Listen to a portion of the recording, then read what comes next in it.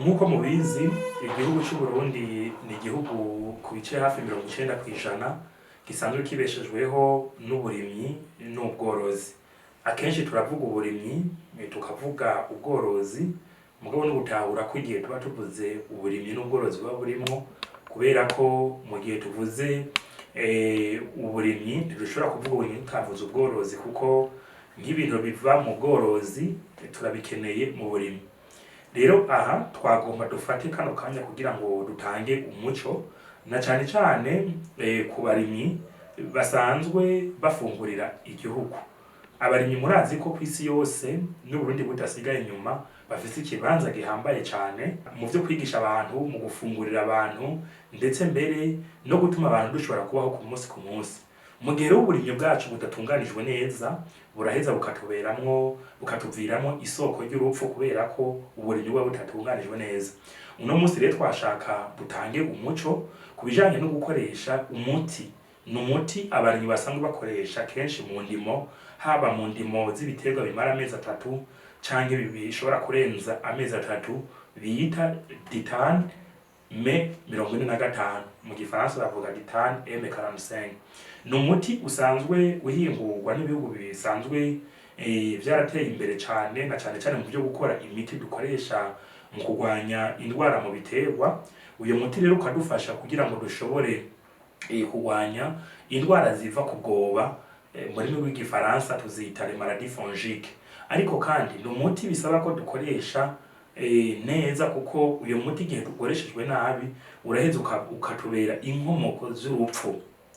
Aha rero ni umuti nk'ingaha iwacu mu Burundi abarimyi benshi barawuzi, Ditane M45 barawukoresha cane ku matomati.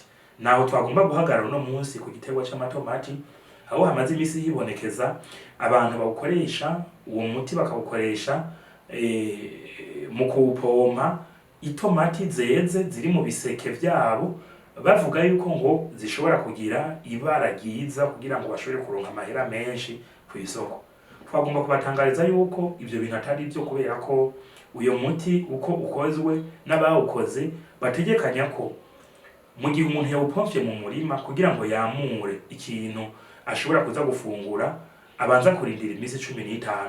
Utabikoze iyo misi 15 uba wiroze canke ukaroga abo buhaye izo tomati. Nizi tomati rero kenshi dukunda kubona ku isoko, ugasanga zifise amabara hejuru mengo ariko ifu. Ayo mabara ariko ifu ni uwo muti abarimyi baba bapompyeko, bibwira ko ari kugira ngo izo tomati zishobore kuzana ibara ryiza, irangi ryiza, urutomati ruboneke ko rutukurije rwahiye neza. Ariko rero sivyo, kubera ko uyo muti mu gihe urutomati umuntu agwihereje rutarakwiza imisi 15 uwo muntu akoresheje uwo muti, biraheza bigatera ingaruka mbi na cane cane ku magara yiwe ndetse no ku magara y'abamukomokako.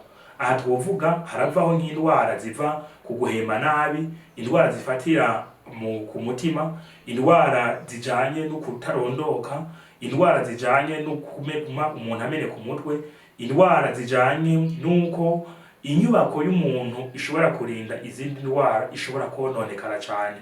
Ubwo n'uburero n'ubundi tutibagiye rero yuko umuntu ashobora kugira na kanseri ishobora gufatira mu bihimba bigize umutwe. Rero twagomba dufatire hano kugira ngo dutumirire abarimyi, mwirinde kugira ngo ntimuroge abo mwategerezwa gukiza, musanzwe mukorera kugira ngo bashobore gufunga nabo baba haya amahera. Mwirinde gupompa iyo Ditane mu biseke canke mwaje kwamura, kuko ifise ingaruka mbi cane ku magara y'umuntu mu gihe yihereje urutomati mwayishizeko n'imiburiburi rutaraheza imisi 15 uwo muti bita Ditane waruyeko. Ikindi twovuga, mu gihe tuwukoresheje nabi uraheza ukica ibindi binyabuzima dusanzwe dukenewe kugira ngo ikibano, imwe twita environnement, ibidukikije muri rusangi bishobore kubandanya bibaho neza.